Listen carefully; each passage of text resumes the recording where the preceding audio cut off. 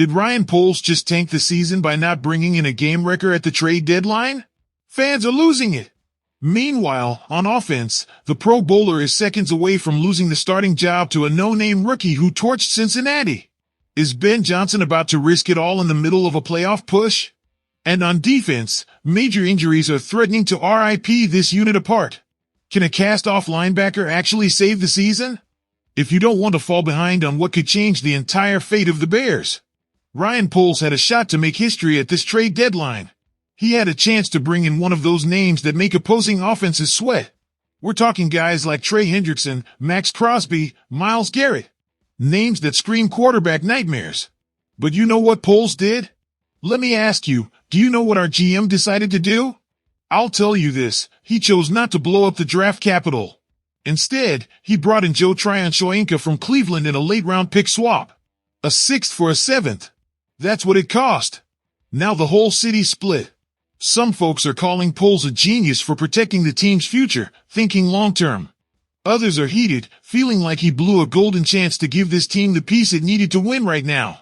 I think we gotta look at the full picture before judging. And I'll say this straight up, Poles laid out his reasoning, and it makes sense when you hear the whole thing. There were a lot of deals we could have made, Poles said. But those conversations were about impact, short-term, long-term. This is the one we chose to make. And you know what? I respect that. Because let's be real, the guys who were actually available weren't Garrett or Crosby.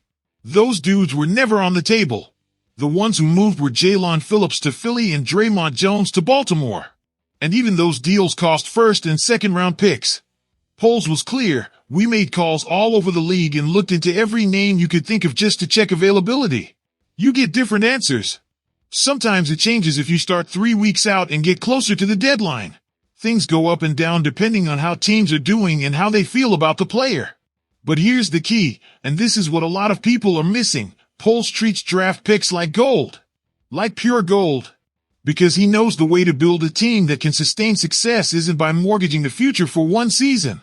It's by building through the draft, developing young talent, and being smart with the cap.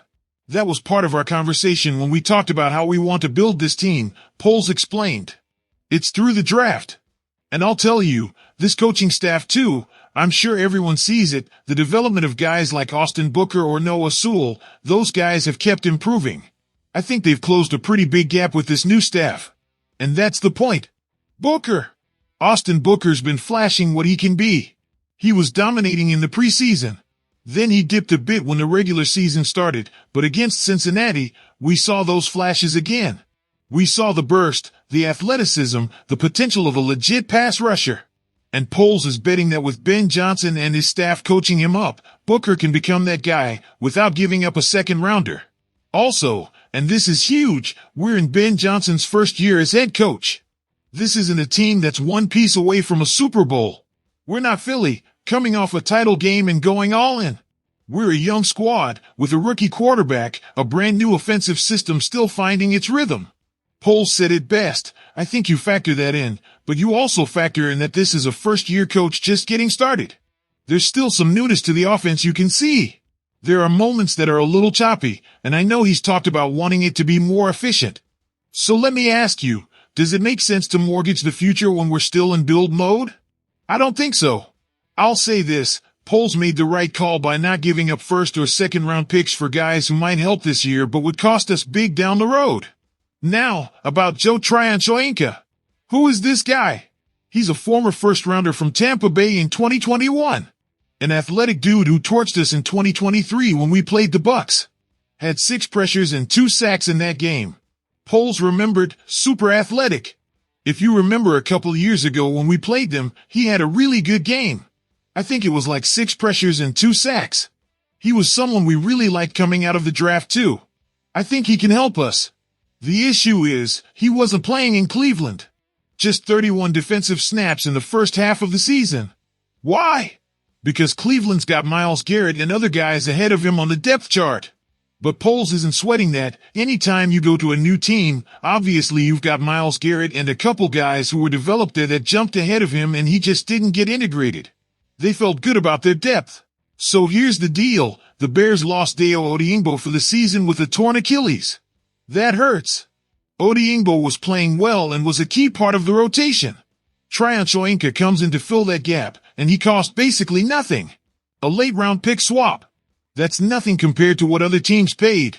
But the big question everyone's asking is, was it enough? Should Poles have been more aggressive? And I'll say this, it depends on what you value. If you value winning now at all costs, then yeah, maybe he should have made a bigger move. But if you value building something sustainable, something that can compete not just this year but for the next 5 or 10, then what he did makes total sense. Look at what happened to other teams that went all in. The Rams won a Super Bowl but had to tear it all down after because they had no picks. The Eagles are constantly riding that roller coaster, compete one year, reload the next. Poles doesn't want that. He wants to build something like Kansas City or San Francisco, teams that compete year after year because they've got a solid foundation of young talent developed through the draft. And one more thing, Poles admitted some of the trades he saw caught him off guard. Yeah, some of them did. I didn't see a few of them coming. There were definitely some surprise moments, but nothing really shocks me. Teams do what they feel they need to do in certain windows. They're willing to give up a lot more. We'll just have to see how it plays out and how it impacts their team, short and long term. That last part is key. We'll see how those trades work out for other teams. We'll see if Philly really benefits from bringing in Jalen Phillips. We'll see if Baltimore gets a big boost from Draymond Jones.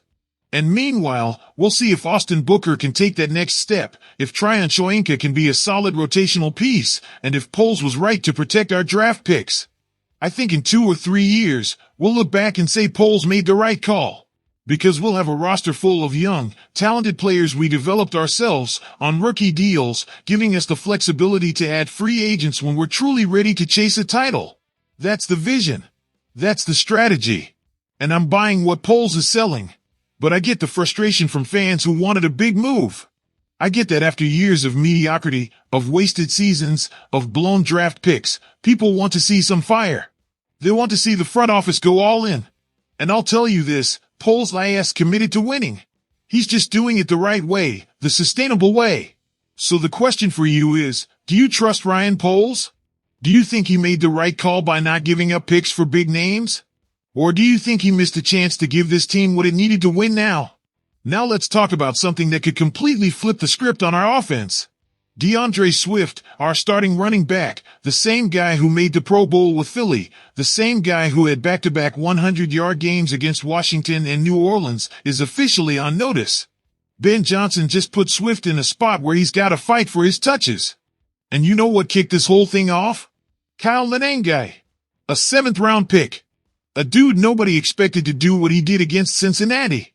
176 rushing yards on 26 carries. 176. Plus 3 catches for 22 yards. The rookie came out and straight up owned a Bengals defense that, let's be real, ain't exactly the 85 Bears, but still, what Lanengai did was legit impressive. And now Ben Johnson is stirring up competition in the backfield. When asked if Lanengai would get more touches after that breakout, Johnson didn't hesitate. I think he made the most of the opportunity we gave him, and really, Britton did too. Britton ran the ball well. So I've got a lot of confidence in all those guys, all the backs. I've got a lot of confidence in our receivers. I think we've got the ability to move the ball in a lot of different ways on offense. Every week's gonna have a different story. But yeah, hopefully they feel a little competition between them to make it clear to the staff that the ball needs to be in their hands. And that's a good thing. Competition. That's the key word. Johnson wants these guys to battle for touches. He wants every one of them to show in practice and in games that they deserve the rock. And I'll tell you this, that's exactly what this offense needs. Because when you've got guys pushing each other, everybody's level goes up. But let's talk about Swift for a second. This guy signed a 3-year, $24 million deal with the Bears before the 2024 season. Last year was a letdown, but this year he was bouncing back. He was showing why he made the Pro Bowl. Those 2 100-yard games were dominant. He ran for 129 yards against Washington, 110 against New Orleans. He looked like the Swift we saw in Philly. Then came the Baltimore game. Just 45 yards on 11 carries. And after that, the groin injury. An injury Johnson called chronic, which is worrying. Because chronic means it's not just going to go away with a week off. It's something that could linger, something that might limit him the rest of the season. And here's where it gets interesting. Swift wanted to play against Cincinnati. He was ready to go out there and compete despite the injury. But Johnson sat him. Sat him to save him from himself, in Johnson's own words. And turns out, it was the right call, because Menengai came in and showed this team can run the ball just fine without Swift. Now, Swift is listed as a limited participant in Wednesday's practice. That's progressed compared to the last 2 weeks when he was a DNP. So he's trending in the right direction. But the question is, when he comes back, how many touches is he gonna get? Because Menengai is also limited with an ankle injury. Roscoe Johnson is limited with a back issue. So we've got a whole backfield of banged up guys who all want the ball. And Johnson's gonna have to figure out how to split those touches. I think the smart move here is a committee. You can't give Swift 20 to 25 touches a game if he's got a chronic groin issue. That's just asking for a more serious injury. But you also can't dump the whole load on Menengai, a 7th-round rookie who just had his first big NFL game. He needs to develop, take those hits gradually, learn the ropes. So the answer is a committee. Give Swift 12 to 15 touches. Give Menengai 10 to 12. Mix in Roscoe Johnson on third downs and pass protection. Use Britton Brown in short yardage situations. That keeps everyone fresh, lowers injury risk, and gives you flexibility in the game plan. But here's what gets me hyped about this situation. We finally have a running game that can be dynamic. Since Matt Forte left, since Jordan Howard faded, since David Montgomery went to Detroit, we've been searching for that identity in the run game. And now, out of nowhere, we've got options. We've got a Pro Bowl vet in Swift, an explosive rookie in Menengai, a reliable back in Roscoe, and a power guy in Britton Brown. That gives Shane Waldron, our offensive coordinator, so many tools. He can mess with different looks, different formations, different run schemes. He can keep defenses guessing. And that's what you need in today's NFL. You need versatility. You need to be unpredictable. And you know what else? This helps Caleb Williams big time. Because when you can run the ball effectively, when you force defenses to respect the run, that opens up the passing game. That sets up play action. That creates deep shot opportunities. It all connects. Against Cincinnati, we saw exactly that. We ran for over 200 yards as a team. And that opened everything up for Caleb. He could throw off play action, take deep shots, operate from a position of strength because the defense had to respect the run. But back to Swift, I think this competition is good for him. Let's be real, when you're the unquestioned guy, when you know you're getting your 20 touches no matter what, sometimes you ease up a little. I'm not saying Swift was doing that, but competition always brings out the best in athletes. It pushes them to another level. And Swift's a competitor. He's not gonna let a rookie take his job without a fight. He's gonna come out in practice this week and show he's still that dude. He's gonna show he can run with power, catch the ball, pass protect, do all the things you need from a top-tier back. But at the same time, Menengai is not backing down. That guy just had the game of his life. He just proved he belongs at this level. And now he's got confidence. He's got momentum. And he's gonna want more. So what we've got here is a win-win situation. Either Swift responds to the challenge and gets back to Pro Bowl form, or Menengai keeps rising and becomes a star. Either way, the Bears win. Either way, our offense gets better. And that's what Johnson wants. He doesn't care about egos. Doesn't care who was the Pro Bowler or who was the 7th rounder. He cares about winning. He cares about putting the best product on the field. And if that means Swift has to split touches, so be it. I'll say this is the mentality we need in Chicago. This is the mindset that's gonna bring us back to relevance. Competition at every position.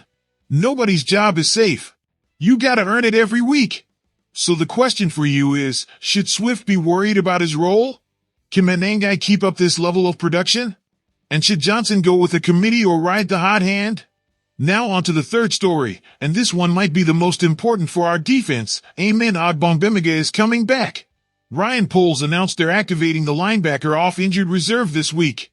And I know what some of you are thinking, who the hell is Amen Ogbongbemiga and why should I care? Let me tell you why this is a big deal. Ogbongbemiga is a 27-year-old linebacker who's been with the Bears since 2024. He's not a star. He's not a guy that's gonna make highlight reels or strike fear into offenses. But he's a solid player who knows the system, does his job, and gives us much-needed depth at a position where we're desperate. Last year, he played all 17 games and recorded 13 tackles and 1 tackle for loss. Not eye-popping numbers, but here's the key: he was available. He stayed healthy. And in the NFL, availability is a skill. One of the most important ones.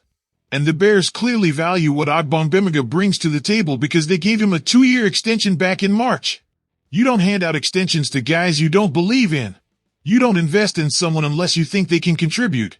So Poles and the staff clearly see something in him. But let's zoom out for a second. Our defense has been getting hammered by injuries all year. We lost Deo Odiengbo for the season. TJ Edwards, our starting linebacker and one of the emotional leaders of this defense, is dealing with hand and hamstring injuries. Kevin Byard III, our veteran safety and one of the most reliable guys in the secondary, is battling back and ankle issues. So when you look at Wednesday's injury report, it's straight up scary. Edwards didn't practice. Byard didn't practice. Josh Blackwell is in concussion protocol. Rome Oduns is dealing with ankle and heel issues. DJ Moore has hip and groin problems. The list just keeps going. And here's the truth: you can't win in the NFL if you're not healthy. Doesn't matter how good your scheme is, how smart your coaches are, or how talented your players are, if they're not on the field, they can't help you win. So bringing back Ogbongbemiga is critical because he gives us depth. He gives us another body who can step in and run the system. He gives us options if Edwards can't go or has to be on a snap count because of those injuries. And speaking of Edwards, his absence from practice is a big concern. This guy is the brain of our defense. He's the one making the calls, getting everyone lined up, making sure we're in the right look. When he's not out there, the whole unit suffers. We saw it earlier this season when Edwards missed time. The defense wasn't the same. We lacked communication, cohesion, leadership. And now he's banged up again. The hand injury affects his ability to shed blocks. The hamstring affects his range and coverage. Both are huge for a linebacker. So if Edwards can't go against the Giants, or if he's limited, we need someone to step up. And that's where Ogbongbemiga comes in. He knows the system. He's been in the meetings all year, even while on IR. He's mentally ready. He just needs to get up to speed physically. And the good news? Ogbongbemiga was listed as a full participant in practice. That means he's healthy. He's ready. He can contribute right away if needed. But here's the bigger question: is it enough? Is bringing back a depth linebacker enough when your defense is dealing with this many injuries across the board? I think it helps, but it's not the full solution.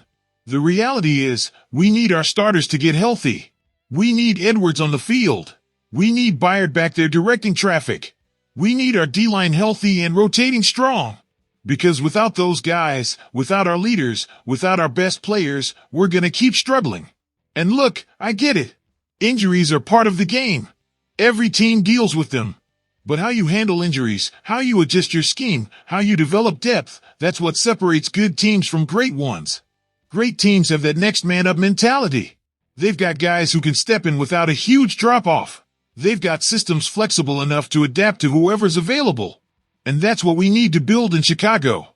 Ogbongbemiga coming back is a step in that direction. He's another piece of the puzzle. But we need more. We need Austin Booker to keep developing as a pass rusher. We need Joe Tryon-Shoyinka to come in and contribute right away. We need Noah Sewell to keep improving.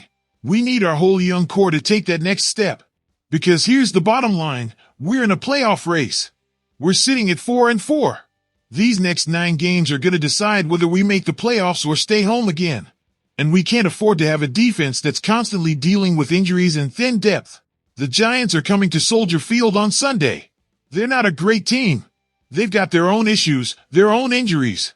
But in the NFL, any team can beat you on any given Sunday if you're not ready. If you don't execute. If your best players aren't on the field. So we need Ogbongbemiga to step in and contribute. We need Edwards to find a way to play through the pain.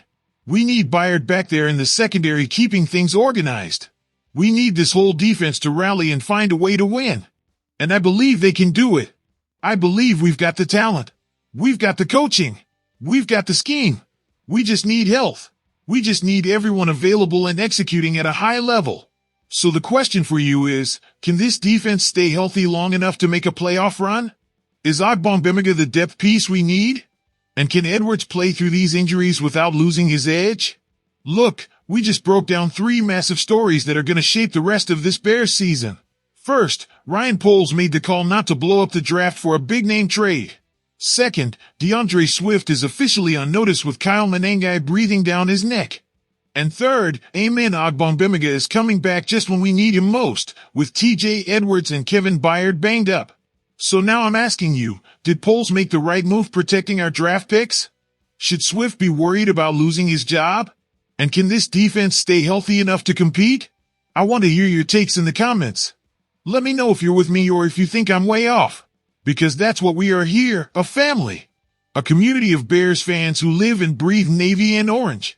Who suffer together in the losses and celebrate together in the wins.